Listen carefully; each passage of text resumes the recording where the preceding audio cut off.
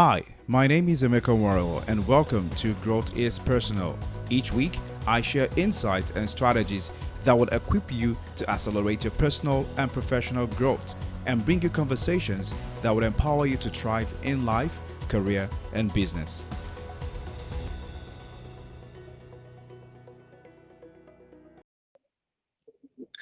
Okay, welcome once again to Growth is Personal podcast. Today, I have a very interesting guest.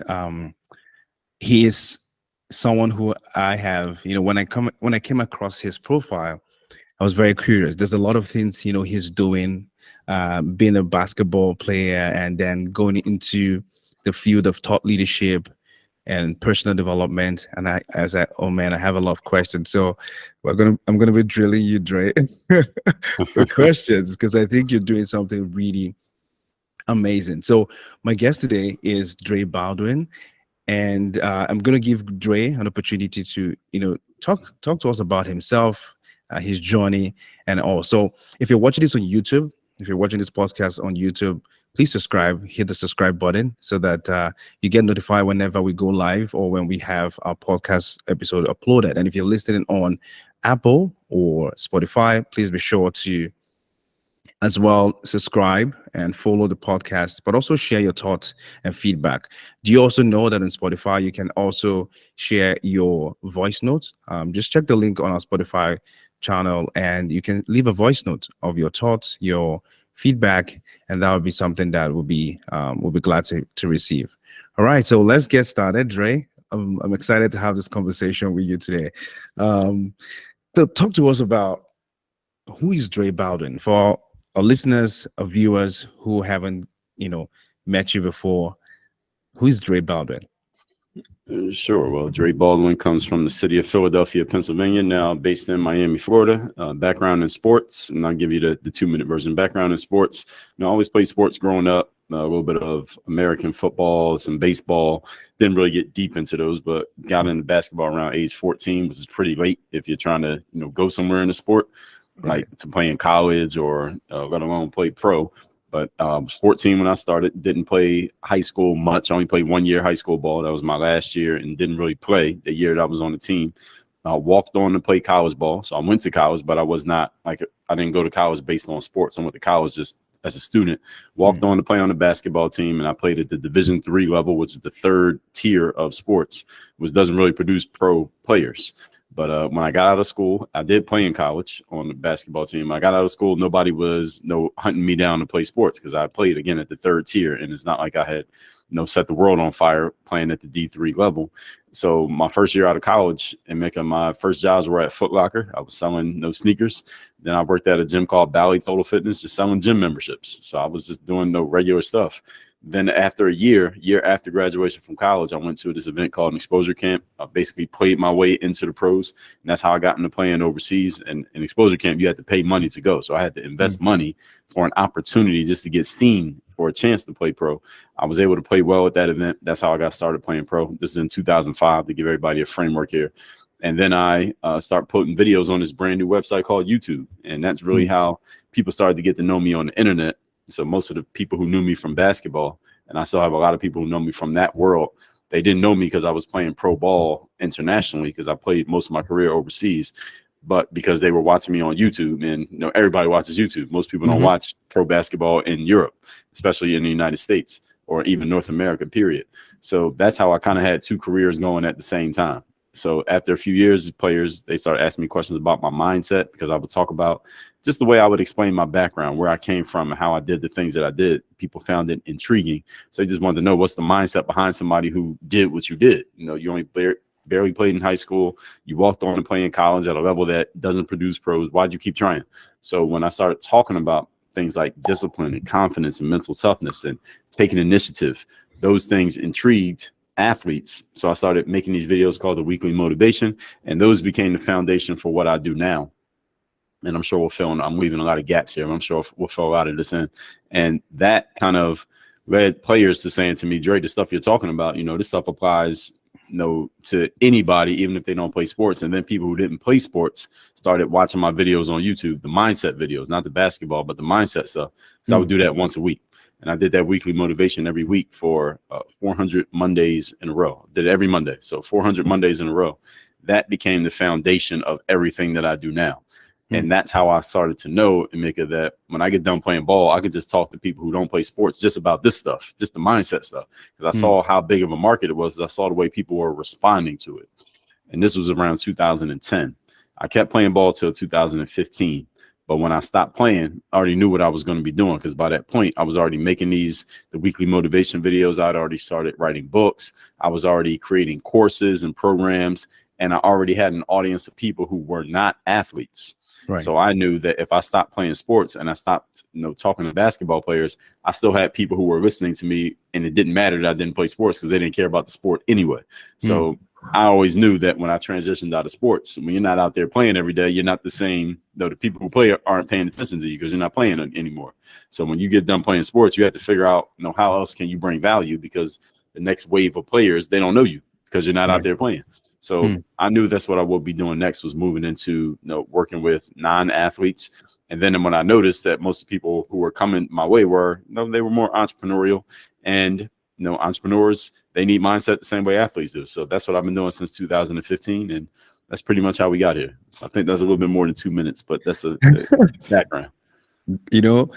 I'm gonna go back, because when we want to understand a person and the journey, we always want to start from how they started. And I still want to dig into that, your background. So at what point did you realize that you had to first question is, how did you then begin to develop mindset, the right mindset? Because the four key things that you talked about: mindset, confidence, discipline, and initiative, they're very key, when it comes to personal growth. But I want to talk about the mindset. At what point do you realize that mindset was very key to you becoming, what you were designed to be? It's a great question. And I don't think there was any one particular point. I think it's looking back, I can see how it all started to come together. So to answer your question here is, I'd always been a big reader. I always been big at reading books. So I would always go to, back in the days before we had books on the phones, you had to actually go to a bookstore. So I would always go to the bookstore and browse through. It was two areas I always looked at, was the sports section and the human psychology. They used to call it human psychology. Now we call it personal development or self-growth. But back then, that section, all those books were in one section. They called it human psychology. So I would always go to that section of the store, because I was always interested in the way the brain worked and how the way we think led to what we did. And I was interested in that before I even knew what it was called. And then when I got someone that introduced me to and brought me to some network marketing meetings when I was in college. And when I would go to those meetings, they would always mention this phrase called personal development. That's the first time I ever heard that phrase. And they would drop the names of authors that I'd never heard of, guys like Brian Tracy and Tony Robbins and Jim Rohn and Napoleon Hill and Robert Kiyosaki. So I started going and getting those guys' books. This is when I was in college. I would start reading those guys' books, and I said, okay, this is the kind of stuff that I'm really into. I didn't know that there was a genre for it, but I knew I was really into it. Just how the brain works and how you can alter the way that you think and how that can alter your actions. Now I'm playing sports, so these guys are not talking about sports, but the stuff they were saying, I said, it really resonated with me. So then I always had that mindset of looking for ways to alter my way of thinking, because I knew it would affect my actions. I was applying that in sports. And then when the basketball players who watch me on YouTube would ask me, hey, why did you do this? Why'd you keep trying? How'd you get the confidence to show up at tryouts that one time? Or why do you have a discipline to come to the gym every day and work out, even when you don't know when your next opportunity is going to come to play pro? Where does that come from? How did you become this type of person? I just started explaining the stuff that was already in me and the stuff that I had been ingesting. And that's really where it came from. And then I realized a lot of people don't think like this. I thought this was a normal way of thinking, Emeka. So that was when it kind of became a light bulb moment, when I realized, this is probably around 2009, 2010.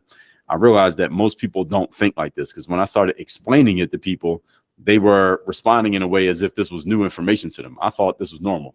I realized it wasn't normal. And that's when I really started to do it more intentionally. And that's when more people started finding me, because they're like, man, the stuff you're saying, I never thought of it that way. I never heard it explained that way. This is a new idea to me. And again, when I realized it wasn't normal for everybody, that's when I really started talking about it more often. So it wasn't no one point. It was just gradually I started to realize it. I didn't realize it. I mean, there's a tremendous power, in understanding what, the gift that you have, and then finding ways to express that where it begins to add value to people. But Mhm. beyond just adding value to people, now there's also the place of scaling it where you now begin to reach more people. Now, I want you to talk about then how did you come about finding having that mindset that if I'm able to do this video consistently or produce these videos, this daily content, I would be able to impact more people, right? Because Mm. now we have people who, I was just chatting with someone recently, and she was doing some videos, and when she was doing the video, or the platform she was using to do the video, I kind of like, I think this video can do better in this particular platform, right? And you can reach more people. So talk to me about what is the mindset behind doing these videos that you do, and why did you choose YouTube, for example? Because I think you've dominated more of YouTube than other platforms I've seen. So Mm. talk to me about that. Well, the reason I started with YouTube, because that was the only thing out at the time, actually. So Mm, this is 2005. So that's when I right. started putting the footage out. And a lot of people don't know this, but Google had a platform called Google Video at the same time that YouTube first came out. So this is right 2005, 2006, maybe into about 2007. There was YouTube. There was also Google Video, because Google was trying to compete with YouTube. But then Google shut down Google Video because it wasn't beating YouTube. YouTube was winning.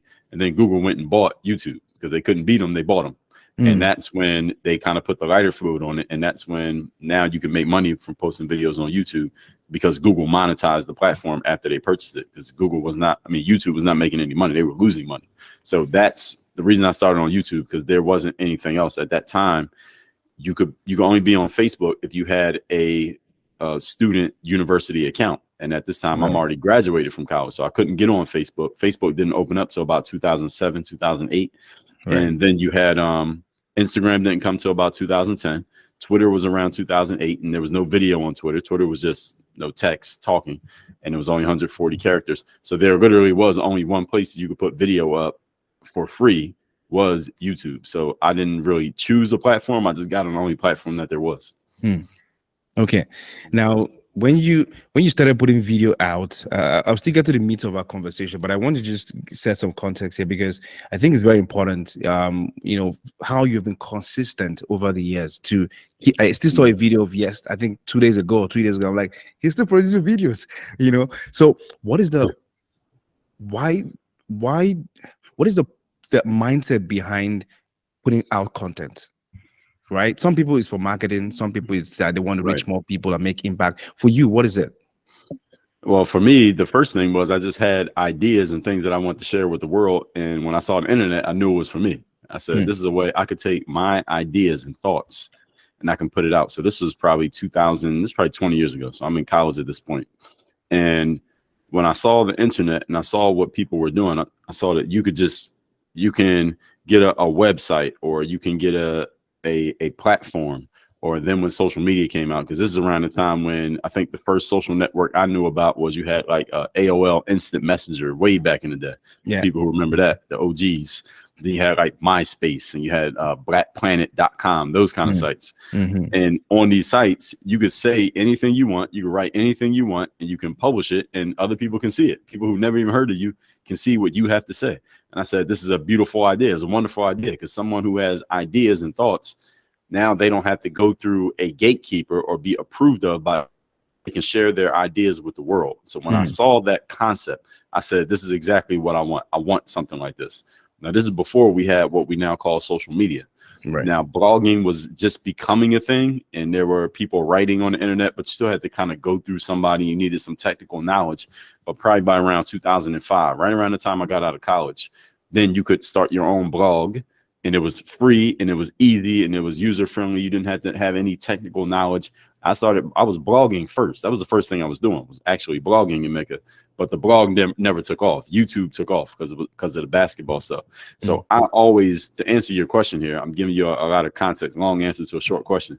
But the reason that I started publishing on the internet was because I knew I had something to share that I felt like other people could benefit from if I put it out. That's why I started. Now the money and the marketing and the branding and all that stuff came later, but it started with me just wanting to get my message out to the world. And I think, for most people, that's where they have to start. Like some people, there's no money in it, and what would it take? How much am I going to make from it first? And then they end up not starting because they see that, it's going to take me a long time if I can hit, a certain amount. But you just having the passion and knowing that this is the platform that can make you reach more people, and then you started. Great. Let's talk about now transitioning. You've gone on TEDx. You're now author of 33 books. I mean, that's almost, when you're ahead of the 33 books, I'm like, oh my goodness, I haven't even started. Now you do work on your game and all. Yeah. Talk to me about, how do you make that transition? Now, I'm most curious about TEDx. How did you get on that platform to be able to reach more people and share your message? And now you've done it 4 times. What were the steps you had to take? If you had to give someone a 2-step or 3-step process on how to navigate their way from what they do, which was basketball, and then you putting out video content there, to now being on this huge platform and sharing your message, what would you say? Yeah, good question. And it's something that people ask about a lot, is getting on that TEDx stage, because I know a lot of people want to do it. So the first step is you have to find a TEDx event that's actually happening. So TEDx actually has a website where you can look up in your local area and find events. That's possibly, they're not always all listed there because there are so many independent events. Another way is you can just look up, you can just Google. You can actually Google TEDx events or TEDx near me or something like that, and you can find a website of the local event. Usually they have a website when they have an event. It may be a big website if they do it over and over every year. It might be a smaller site if it's maybe it's the first time that they're doing it. They usually put out some kind of call for presentations, like they are looking for people who might want to come speak at the event, because they may have a few people in mind that they want to invite. Like if they already know that person, let's say they already know you, they want to bring you into the event. I didn't get into any event that way. Every event I got into, I had to go and let them know, hey, I'm here, I want to speak. So that's probably how most people would get on the stage. So what you do is you find an event that exists. That's number one. Number two is they'll usually have some kind of form on their site. It says, all right, tell us what you want to talk about.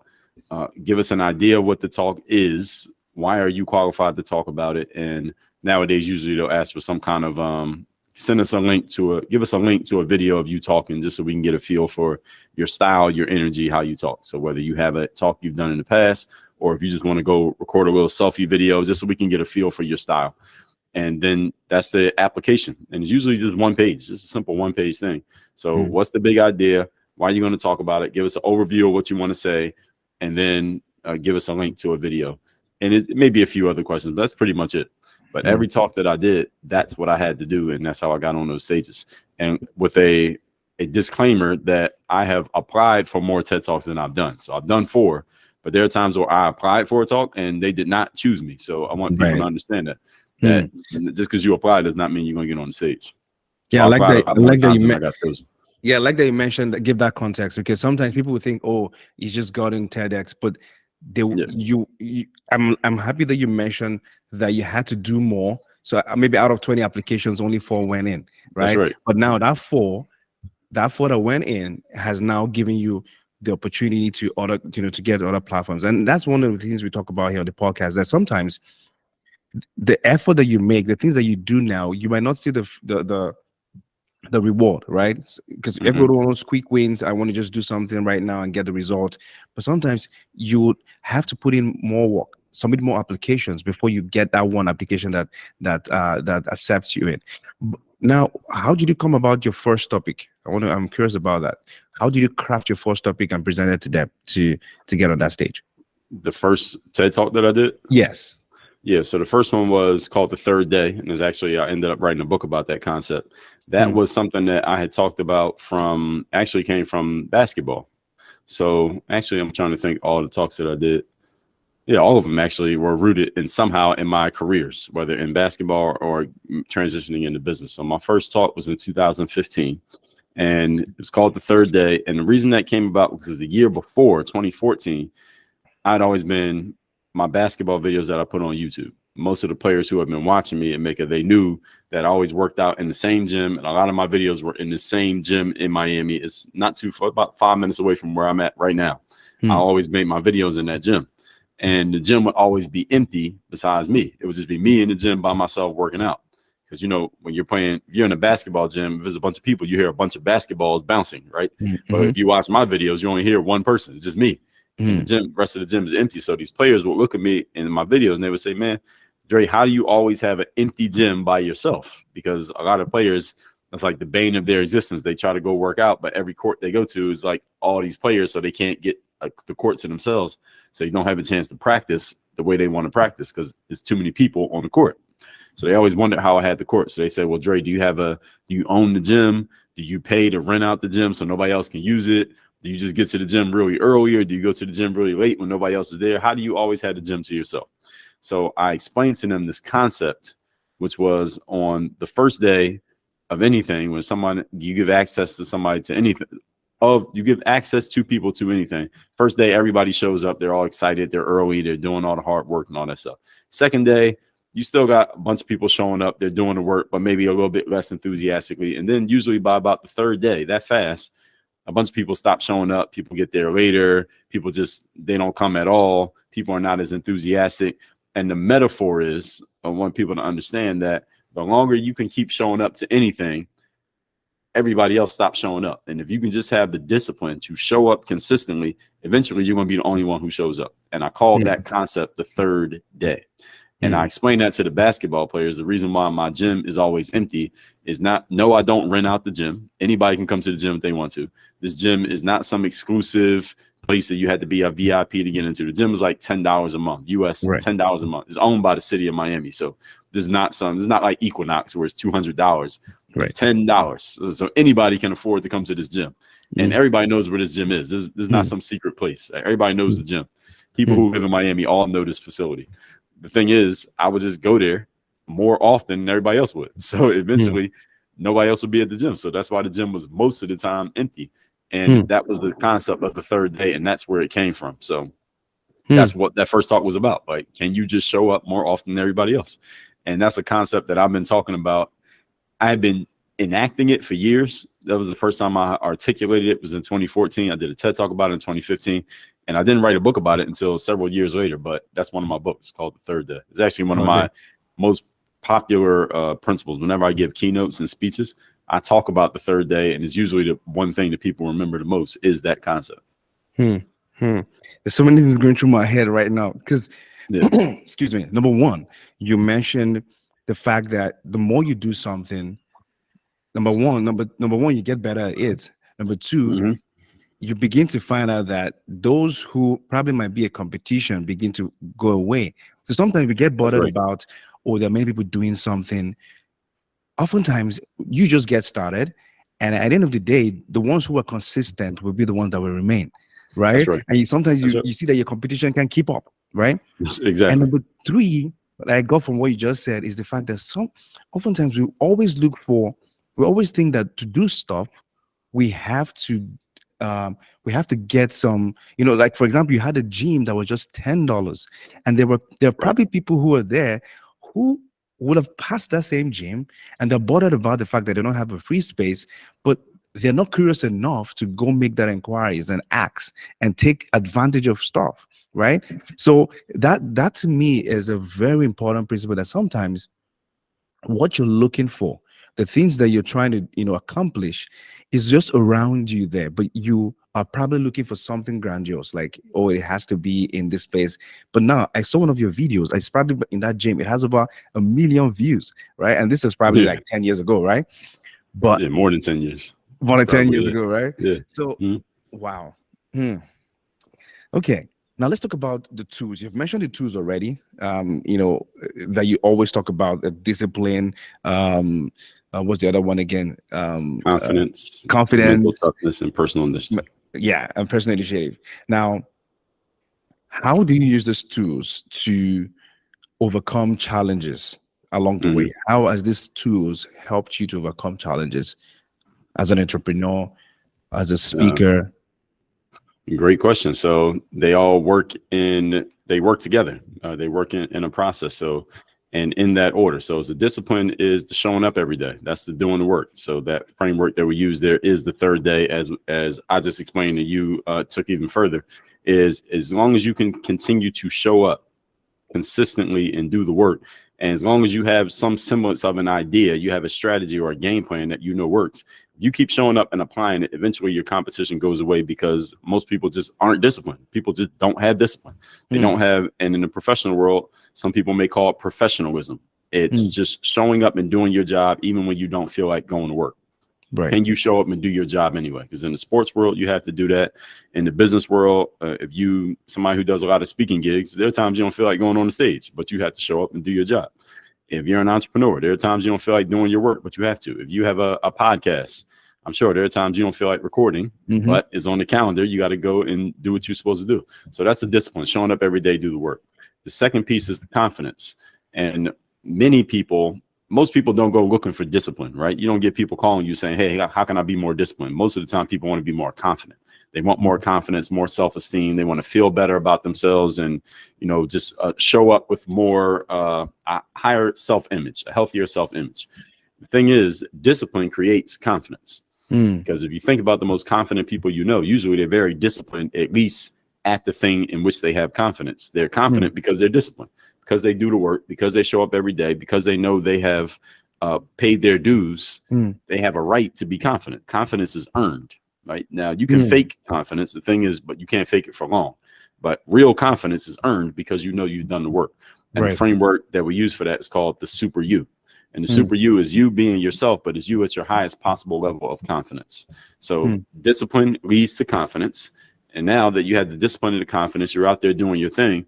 The thing is, no matter how disciplined and confident you are, nothing in life ever always goes according to plan, right? They say the best right. laid plans of mice and men often go awry, right? Plans don't Mm, always go perfect. So you need the mental toughness to deal with the fact that there will be inevitable setbacks. Sometimes a wrench gets thrown in your plans. Sometimes you have this great idea of how things are going to go, and then it doesn't go that way. It goes the exact opposite of what you expected. So mental toughness is basically like the bodyguard of your confidence and your discipline. mm, Because there are going to be times when something happens or somebody does something that you weren't expecting them to do, or you're expecting somebody to do something, you depend on them and they don't come through. Your mental toughness is your ability to continue to be disciplined and confident, even when the things that you've expected to happen don't happen. That's the right. mental toughness. How do you keep showing up even when things just went completely left and when you expect them to go right? And then personal initiative is how do you take all this stuff and put it to action? Because how do you go and make things happen instead of wait for things to happen is really important, especially in the world that we're in today, where a lot of people are vying for attention. You may have a lot of people who want to get the same spot that you want. They're trying to get the same outcome that you're trying to get to. Who's going to get to it first? Who's willing to actually go in, again, be the initiator? Initiate means to go first. Who's willing to Mm, go first and be the leader? And the leaders are the people who move first, not necessarily the people who are the best. So all of those pieces, those four pieces, all work with each other. mm. Awesome. Yeah, that's a good breakdown. Discipline leads to confidence, and then mental toughness, and then initiative. Mhm. I think, and this is a struggle for a lot of people. Like for each of these tools you've mentioned, it's a struggle. Like I know I gave a talk recently on discipline, and one of the things I share as part of the practices to develop discipline is and there's six of them, but one of them is being able to work with a schedule where Mhm. you plan your day, right? Right. They're saying that dreams are, and it's almost like you're saying dream all day, dream all day. So I want to use Right. your phrase, but it's almost like to achieve a dream, you have to break that dream into daily activities, right? And that means you have to be able to put in discipline to be able to achieve your dream. So, but I want you to do a little bit on the confidence piece, right? And you said discipline leads to confidence, right? Yes. Yep. But also, we also know that you could be doing all that you're doing, being disciplined, and still you haven't developed that level of confidence where you are now able to show up and do what you want to do. So you could be disciplined inside, like you be disciplined privately, but when it comes to being in the public, you don't show that confidence, right? Mhm. So how do you then take that private discipline, so to speak, and then translate it into public confidence where you're not able to, talk about what you do, or able to share your message, or being able to talk about your product? How do you make that switch? That's a great question. There's two answers to that. Number one is you, first of all, need to get clear on what exactly is the outcome that you're trying to get to. What is it that you want to be able to do publicly that you're not doing right now? And when you're clear on what that is coming up with a process so that you can do the work. You can practice. You can practice getting better at that thing that you're not doing. So for a basketball player, for example, let's say you're a right-handed player. And in basketball, you always want to be able to make a layup with either hand, right? So if you're right-handed, you got to be able to make the layup with the left hand. Your left hand, make it with the right hand. And sometimes players are only good with their dominant hand that we write with, or your dominant hand. So if you come up with drills or practices like that video you mentioned that has a million views, it's probably just me doing a drill, right? It's me showing the player, if you do these drills every day, you'll get really good at dribbling the basketball, for example, or doing this certain move. And you got to do it over and over and over and over again. The same way that you get good at doing something in a sport, you can get good at doing it in a business. And you just need to come up with the drill or the process for doing it. So one of my main superpower, just as an individual, is my ability to break something down and then put it back together. So I'm good at coming up with drills and processes and systems and strategies. That's what I really help people with. So that's the first thing, is figuring out what exactly you're trying to get good at, and then having a process for working on it. And the second thing that can help someone, especially if we're talking in a professional world, is getting coaching, getting help from another human being on the thing that you need to do. So let's just say, in something like basketball, the reason I was able to kind of teach myself and make myself good and get to the pro level and then teach other players is because I have the superpower of breaking things down and putting them together. So I knew what I was missing, and I knew I needed to get better at, and I could figure out how to make a drill out of it, and I could teach other players how to do it. Now, in the business world, for example, let's say my challenge is you get in and I had people tell me this, like they'll work in corporate and they get into a meeting and somebody calls on them in the middle of that meeting and they freeze up, right? They don't know what to say. But then after the meeting, they figure out what they wanted to say and they didn't say it. And they're like, damn, I could have said that. So that's where coaching can come in. So then you can role play with a person. And I do this with some of my clients right now, where they're in they're telling me about a sales conversation that they're having. They're trying to sell something. And they walk me through their sales conversation. I say, wait a minute, you're giving too much detail. You're being too wordy. You're talking too much, using too many word fillers. And I start coaching them on the things that they're making mistakes on. Then they go apply it. They get off the call with me, go apply it in the next sales call, and they make a sale. So it's the coaching. And sometimes we need to, not sometimes, but all the time, we all as professionals need to understand that the slowest way of achieving an outcome is trying to do everything by yourself, especially if it's not your area of expertise. The fastest way is to get help or insight from someone or something outside of yourself who already knows the road that you're trying to travel on, and they can help you travel on that road much faster than if you try to do everything on your own, because we don't have unlimited time. So the fastest way, again, is to plug into someone or something that already knows what you don't know. So again, the two answers to the question is figuring out exactly what you're missing, where your weaknesses are, whether you can identify them or not. And the superpower on this, the jet fuel on all of that, is to get insight and help from someone outside of yourself, because you might think your problem is A, B, and C, but then you go talk to someone who knows more than you do. They'll go to your situation and say, well, A, B, and C are actually not your problem. They're just the symptoms. The real problem is D, E, and F. So let's address D, E, and F, and A, B, and C will actually start working for you, even if you don't change anything. So sometimes you got to make sure you diagnose the right problem. This is like you go to the dentist or the doctor. You think the problem is your stomach is hurting. Well, no, it's not your stomach is hurting. Your stomach is hurting for a reason. It's because of these things over here. We fix these things, your stomach will stop bothering you. So it's diagnosing the right problem. And what I tell people in that space, especially with entrepreneurs, is making sure you're asking the right question. Many times entrepreneurs ask the wrong question, and then they go address the wrong question. They get the right answer to the wrong question, and they go fix that. But then they still have the same problem because they didn't get the right diagnosis. So the diagnosis is very important. And this is why we shouldn't always try to fix our own problems. This is why you get help from other people. This is why you do things like join masterminds and get into coaching programs, and you go to events and you make friends with other people who know stuff, because they might see something that you don't see.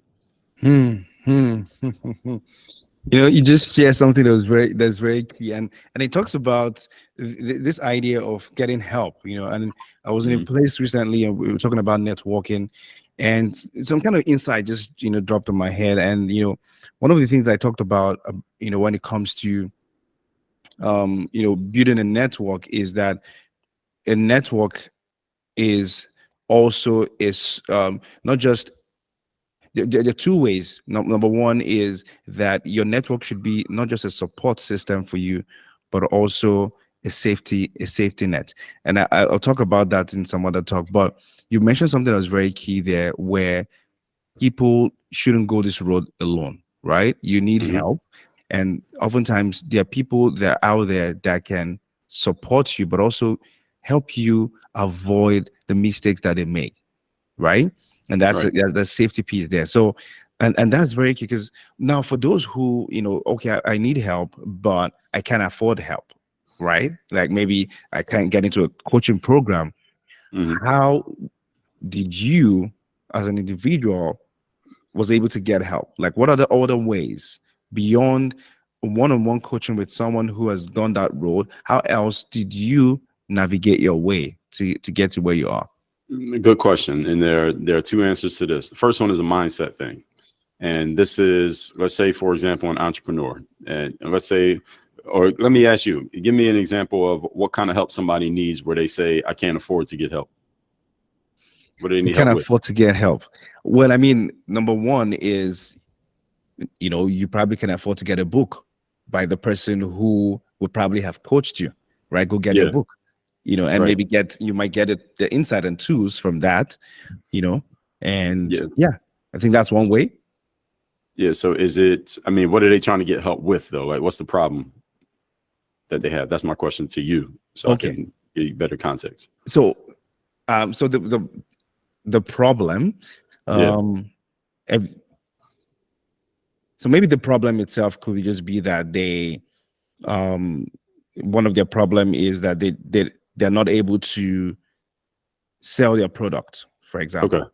So it's a money issue. Yeah. Money issue. We just call it a money issue. Okay. So they want to make more money, but they can't afford to hire somebody to help them make the money because they don't have money. Right. Yeah. So it's kind of like the circular problem, right? I want to hire somebody to make money, but I don't have money. So I can't hire somebody. So now I don't have money. And then it just becomes this self-fulfilling prophecy of not having money.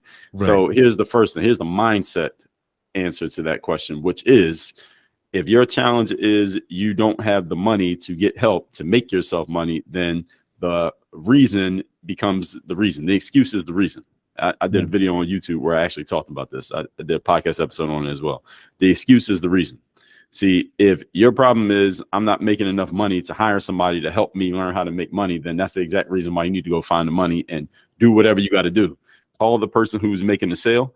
And let's say you can't afford. Let's say they say, hey, my program's $10,000 and you don't have $10,000, but you know that you need help from this person. And go to that person and say, look, I don't have $10,000 to get into your program, but I want to get into your program. What can we work out? Like, can I give you $500 a month for 20 months to pay the $10,000? Can I give you $1,000 right now and $1,000 a month, and you put me on a payment plan? But what can we do to work? What can we work out? Like, I know how much your program costs. I don't have it, but I want to get in your program. Can we work something out and make that work? 99% of the time. Let me not say 99. Let me say 95% of the time. The person who's selling will work with you if you offer them something. All right, if you say, can we work out something to make that work? Usually they'll work with you and do something.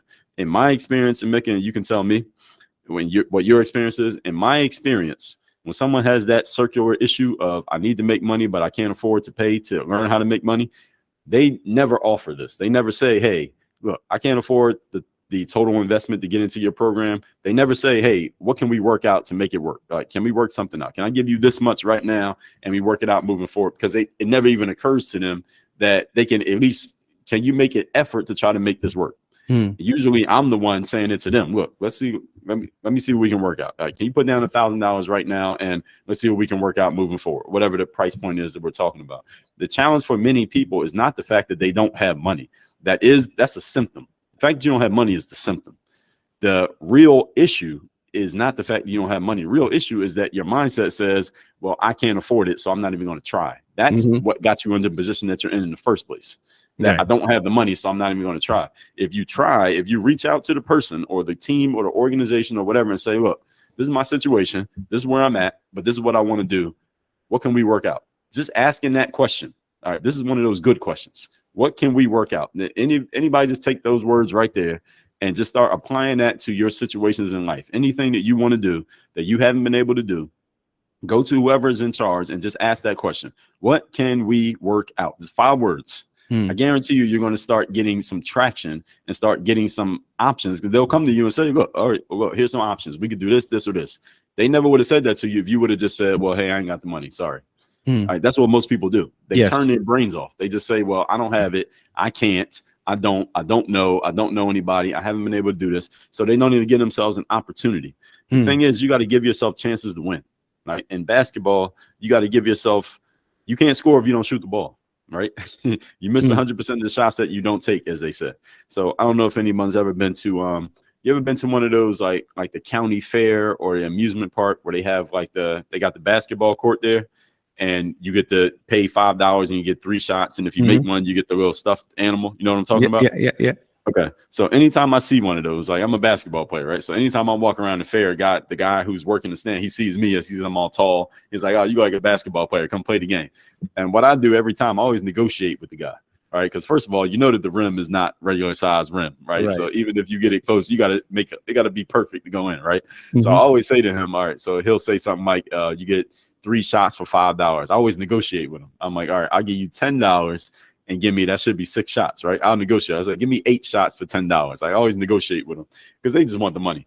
The whole point is I'm trying to give myself as many shots as possible to make one, right? I just need to make one, and I can say, all right, I won this game, and I got my little stuffed animal that I'm probably going to throw in the trash anyway. But the whole point is just to win the game, right?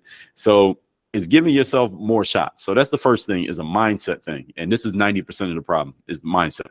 Is, are you willing to get creative and resourceful in order to make it work? That's the first thing. Second thing is, if someone's saying, well, I don't have the money to solve the money issue, is you need to dive as deep as you can into everything else that this person has going on. And again, ask the person who you're trying to get the stuff from, where should I go to take the next step? What's the next thing that I can do? What's the next thing I can do? What can we work out? How can we make this work? Again, if you just start asking them, how can I get deeper into your world? How can I work with you? Most of the time, most people will be willing to do something and give you something to move you forward. Not everybody will. Some people are just like, look, if you can't afford to pay me, go away.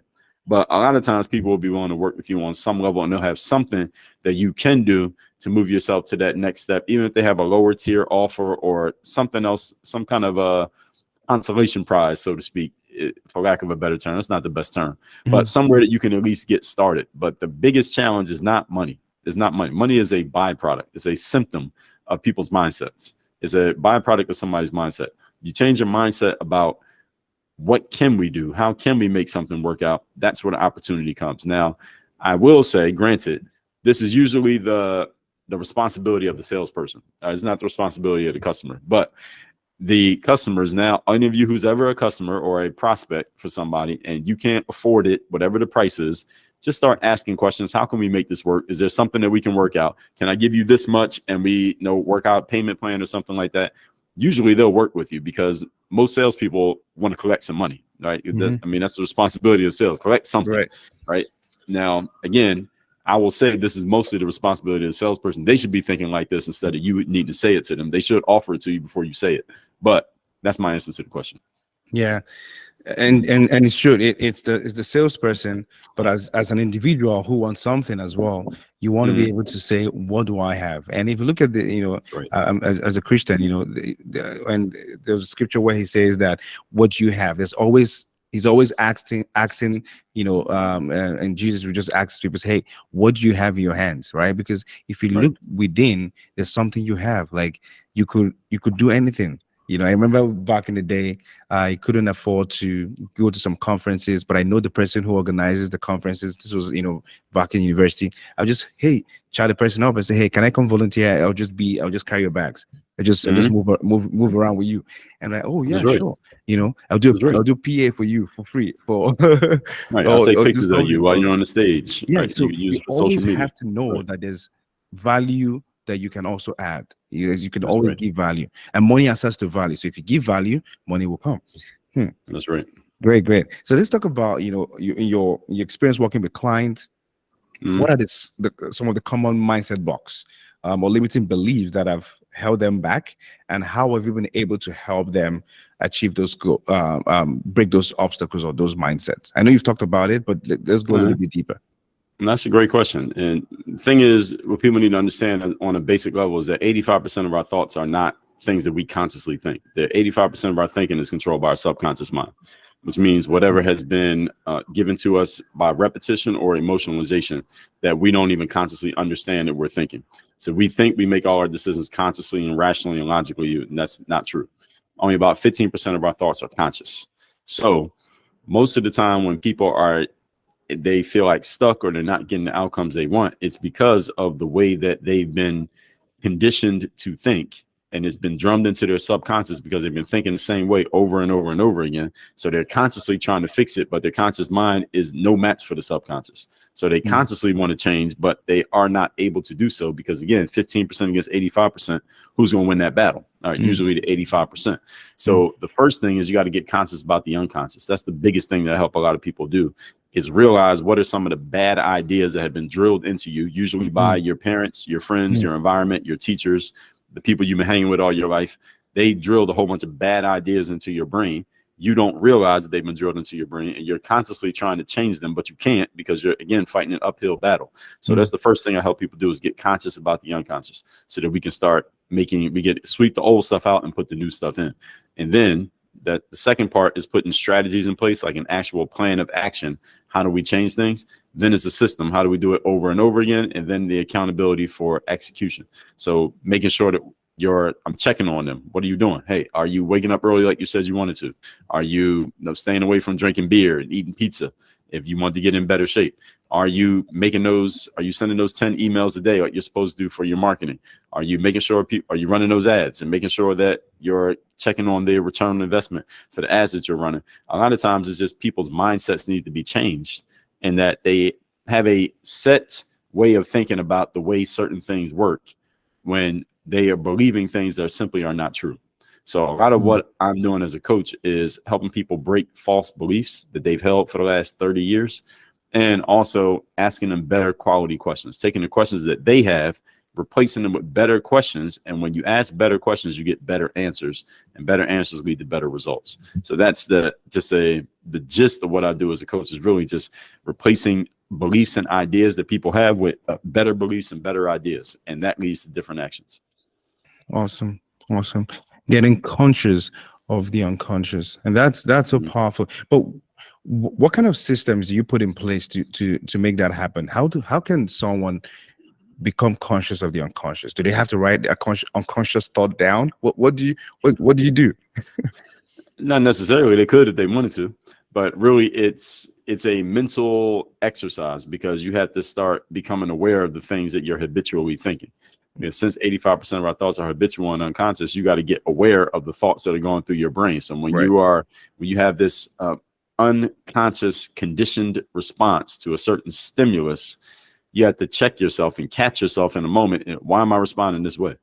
Why am I reacting this way to this thing that my wife said, or this thing that this customer did, or this thing that's occurring in front of me? Why am I reacting this way? When you start asking yourself that question, you're going to start to become aware of your unconscious thought patterns. And when you become aware of them and you realize this one is not serving me, then you can change it. And oftentimes, I would say sometimes, but actually oftentimes, when someone becomes aware of an unconscious pattern that they have, they will change it. They just got to become aware of it. You got to put it in front of them and let them see. Like, you see how you're doing this automatically? Now, there are some people who won't change because they just don't want to. They don't see the value in it. But Mhm. any person who's into like personal and professional development, when they realize, oh, you know what? I do have that unconscious reaction to this certain thing. And that is silly. They'll change it because now they're aware of it. Now you're thinking about it. And when a smart person is thinking about something, usually they can make an adjustment and do it better. But if they're not thinking about it, then a smart person could go along doing things that are really stupid because they're just not aware that they're doing them. Okay. Let's talk about success stories and transformations that you have that your client have experienced and Sure. working with you, right? Using the tools you mentioned of confidence, discipline, mental toughness, and initiative. What is one remarkable story from one of your clients that that you would share any day, to kind of attest to the fact that these tools that you mentioned actually bring result? Sure, I got a lot, but I'll tell you one recent one is a couple of guys who are in one of my programs that I have right now. They both have podcasts. They have their own podcasts about completely different topics. And I told them, I coached both of them on how they can start using different language in the way they lay out the episodes of their show and the way they lay out their shows on the Spotify's and Apple platforms. And one of the guys came back next week and said, but my downloads doubled in a week. He doubled his downloads in a week simply because he changed the way he was languaging, how he talked about his show and the way he laid out his episodes and the way he did his titling and all those things. And this might be something that somebody who's had a podcast and he's had a podcast for years. He's like 400 episodes in, but he never even realized the things that I was sharing with him. So sometimes it's a simple insight, but for us as coaches, we got to notice what they're not noticing. That's one. I'll give you another one. One of my clients who's a project manager, he runs project management offices. And he came to me because he had read one of my books that's about conversation starting. It's called 25 Conversation Starters. And he read that book and he used it on some job interviews that he had. And he was able to land several contracts because of the questions that I had supplied to him in that book. He used them in his interviews, landed several contracts, and hit six figures, hit 150K in a year. It was his first year in six figures. He got all the way up to 150K simply because he was able to land those jobs based on the questions that he had used from my book. And he's one of my coaching clients in my university right now. Another guy, he's in finance, and he came to me not because he needed me to help him with finance. He was well in the six-figure area. His challenge was because he worked so hard running his office that he was overweight. He was like 60 pounds overweight. He was not doing well with his marriage, not doing well with his fitness and his nutrition. So his help was nothing about his work. He had some work stuff, but mostly it was about personal stuff. And what I did was help him make sure that he was carving out the discipline and the time to work on the personal stuff so that it didn't get eclipsed by his business stuff. Because this is a guy who would go in and work really early and stay really late because he's really dedicated to his job and his career. And he dropped 30 pounds over the next 4 months. He was able to get off his habit of eating candy and snacks and pizza and all this stuff that was making him gain all the weight, work out every single day, figure out a time to actually work out every day. So he wasn't doing it when it just fit into his schedule because that's not duplicatable, and still do his thing at work to where he's moving up, getting promoted, making more money, increasing his income, all of that stuff, still doing all the stuff he wanted to do career-wise, while at the same time getting his personal stuff in order the way that he wanted to. So those are just a few examples. Awesome. Yeah, that's a great testimony, especially the part of the podcast. I'm like, okay, maybe there's something I could take from that as well. But I mean, being able to change the language, and they were able to get their podcast download. Moving on, let's talk about as a content creator, as a speaker. How do you stay motivated and focused on your personal growth journey, right? Because there's a saying that you can't give what you don't have, and sometimes as speakers, as content creators, there is a point where we get to and we keep giving and giving and giving, and we're not feeling ourselves back, right? And sometimes we get to that point where we are all dried up or something. And I'm not saying that we dried up, but how do you, as a content creator, someone who keeps on giving, how do you stay motivated? How do you keep feeling yourself back? Good question. So first, the biggest thing for me is it's conditioning. We call it mental conditioning. So it's not necessarily motivation in the way that most people would think. It's conditioning your mind so that your normal mental level is just higher than what the average person's is when they're not conditioning themselves on purpose. You're not constantly conditioning yourself. So I had people write down a list of things you've accomplished in your life that you can refer to consistently. Write down a list of things that you're thankful for. Write down what type of person you need to be as an individual in order to reach all your goals. And you need to be referring yourself to those things that you've written down on a consistent basis. If some people like having vision boards, I tell people write down your goals. Of course, people write yearly goals. I say break those goals down by the month, the week, the day, so that you know exactly what you're doing on a daily basis. And then every day you need to be consistently taking time to condition your mind to be the type of person that you need to be. Like, what are your personal principles? What are you personally about? What are you not about? How do you want to represent yourself when you go out into the world and you engage with other people? And those are things you need to be reminding yourself of verbally on a daily basis. That is mental conditioning, so that you're getting yourself ready for the world every single day by routine, not something that you just, oh yeah, let me remember to do that today, but I haven't done it in 3 weeks. It's something that you're doing all the time. So it's conditioning your mind. So your normal level is just higher than everybody else's normal level. So that's part of the mental conditioning process that we take people through inside in my programs, and we call it the bulletproof mindset. So that's one of the ways that we teach people how to do that. That's a powerful one. It's a powerful one. Let's talk about you as a person. Would you say at this level that you are fulfilled? Fulfilled? Yes. Yes, I would say that. I mean, I'm always striving for more. I'm always working to get better and accomplish more and achieve more. And I got my own list of goals.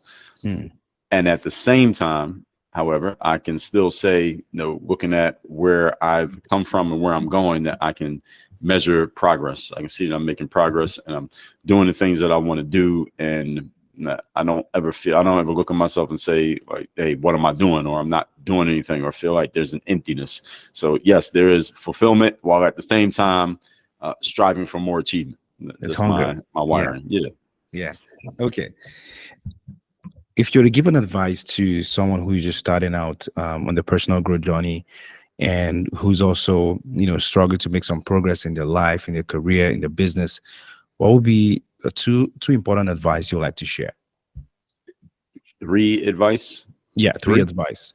Okay, for someone who is struggling out. Yeah, who's starting out on their personal growth journey, but also who's struggling to make progress in their life or career and business. Okay, 3 things I would tell them to do. Number 1 is get invested into personal and professional development, meaning go to the bookstore and get those books, and you need to be reading on a daily basis. Number 2 is connect with other high-level individuals. Like, we're in a world right now, this is the era of collaboration, where the people who are going to move further and furthest and fastest are the people who are connected to other individuals, meaning it's no longer about you doing everything by yourself. That's not a badge of honor. It's actually going to slow you down. Get around other high-level individuals, and by law of association, you are going to perform at a higher level because you're around other high-level individuals. And number 3, if they're struggling in their career, they're struggling in moving themselves forward, what's the 3rd thing that I would tell that person to do is get around somebody who can actually coach your progress. So yes, the people around you can help hold you accountable, but get around somebody who's actually going to coach your progress. Get yourself a coach. Get somebody who every week or every day or however often you deal with them, they're going to be holding you accountable. Hey, did you get that done? Did you take care of that? Did you take this next step? Did you do that thing? Invest in yourself. That's the fastest way to move forward and accelerate in anything in life, is to use your money to move forward. Use your money to get access to people, use your money to get information, and use your money to acquire assets, things to put money in your pocket. So you should use money to move yourself forward. Is the fastest way to advance. Great. And one last question before I ask the final 3 questions I usually ask is, how have you been able to monetize your gift, or monetize these insight that you've been able to gather? What would you say is the 3 avenues you've been able to monetize? your When you say your gift? when you say avenues, you mean like So particular things? yeah, like particular things. So maybe monetize would be that. I know you speak, so that's part of it, Yeah. speaking gigs. But how else have you been able to monetize what you do? If I would say, if I would go to the top three things, I don't know if speaking would even make it, because I don't really pursue speaking as much as I used to. Like since after COVID, when there weren't any speaking gigs, I really stopped focusing on it because there weren't any. So I really started focusing on my internal stuff. So number one is my coaching programs, which is, we call it Work on Your Game University. So that's the number one thing. Second thing has been, and we folded a lot of stuff into that. So I used to sell a lot of courses and programs and things like that, but we folded everything into the university.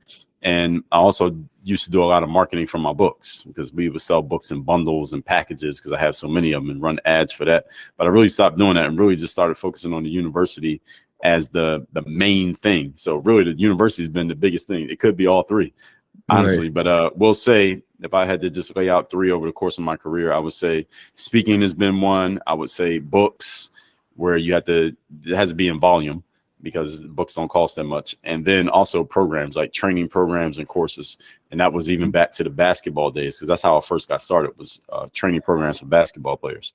And then the university is the main thing now. Main thing now.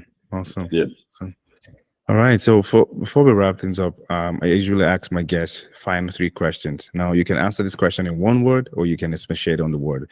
The first question I have for you is, of all the books you've written, which one is the top? Highlight, because you've written 33 books. So highlight top 3 books of yours that you can recommend for listeners and viewers. Oh, sure. So top 3 books. Can people see this on video? Can they see Yes. us? Okay, so the top 3 books, you can see them right here. So you got Third Day, was my latest book. That's about how you show up and give your best effort when you least feel like it. Then you got right over here is The Mirror of Motivation, the self-guide, the self-discipline. That book is all about how do you become the best version of yourself? How do you be who you need to be so you can do what you need to do and have what you need to have? That's The Mirror of Motivation. And the third one is that one right there, Work on Your Game. That's where I laid out the whole Work on Your Game philosophy. And that's the closest one that kind of explains my background and how the things that I did and experienced in my life and career led to Work on Your Game being Work on Your Game. So if you want to know a little bit of my story and experience, it's folded into the philosophy of that book. So Third Day, Mirror Motivation, and Work on Your Game. Great. And it can all be gotten from Amazon, right? No, I wouldn't send you to Amazon. I'll send you to our sites. So you can get the Third Day for free at thirddaybook.com. You get the Mirror Motivation for free at mirrorofmotivation.com. Each one of those books, all you do is cover the shipping. We'll ship, and we will pay for the book. Just cover the shipping. And Work on Your Game, you can get at workonyourgamebook.com. So you get a better deal if you get it from us. You can't get it on Amazon, but you're gonna pay more money. You get a better deal. You get it from us. Okay. Yeah. Okay, that's good. That's good. I'm going to put all the links in the show notes after now, so that listeners or viewers can get a copy of it. Great. Second question. So what is your two important routines that has helped you to stay in the game? Oh, great question. Every day, man, only 2. I got a lot. Okay, just give us 3. But, give us 3. Every day I start my day with yoga and meditation. So we'll just fold those into one thing. But I do yoga and meditation every morning without fail. Every day I have a list of my personal principles, and I repeat those out loud to myself every single day. And daily, Napoleon Hill called auto suggestion, the suggestions you make to yourself. I have that listed out. I have it written out. It's kind of like a manifesto, but I've said it so many times I don't need to look at it, so I can say it without looking at it. I do that every single day. And can you tell us one of it, one of the manifesto or the suggestions you say? I'll tell you, one of them is that I'm always focused. I always keep myself focusing on point. Always keeping myself focusing on point mentally, and not letting my emotions control my logical thinking. That's one of them that I'll share with you. And the third thing I'll say for physically, in addition to the yoga, is I drink a lot of water. So I don't drink anything, but I have a protein shake in the morning, and I drink water. So I drink like 200 ounces of water every single day. So those are the 3 things. Three things I'll give you. Yeah. Okay, great. I think that water part is also very important to me. Water, great. Yeah. The final question is, if you were to, and I don't know if you have any, I know when it comes to personal growth, sometimes we have to have this mental model or people that we look up to, who have, inspired us.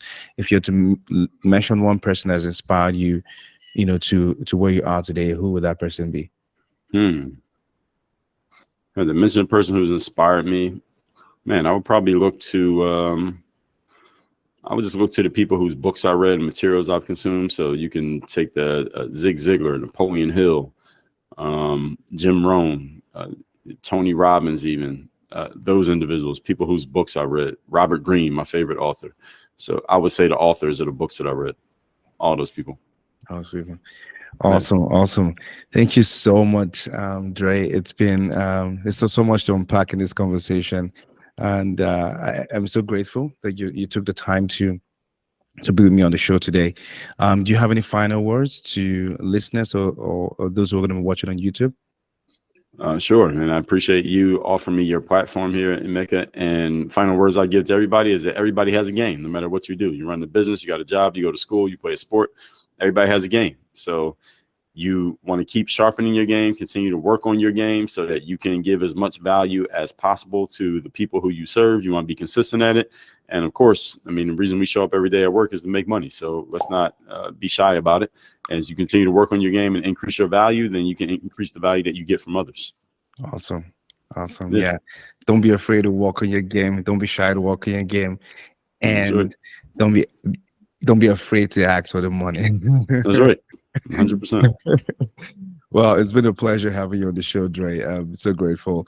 Once I believe that, the impact you're making, right? You probably, I don't know how if you're trying, if you plan to come to Canada, but the impact you're making here, to people who watch your videos, because whenever I see a guest, I talk about it. Like, I share their post, I share their content, and even when they come on the show as well, I kind of promote it, because I don't just, the people that come on this show are people who add value, who are also driven by a sincere heart to add value to others. So keep up the good work that you do, keep up the great work that you do, and yeah, till I come your way again. You have a great day. All right, I appreciate it, and I'm glad I've been able to give some value to your audience, and I appreciate you sharing your platform. Give me the opportunity. All right, thank you. Thank you.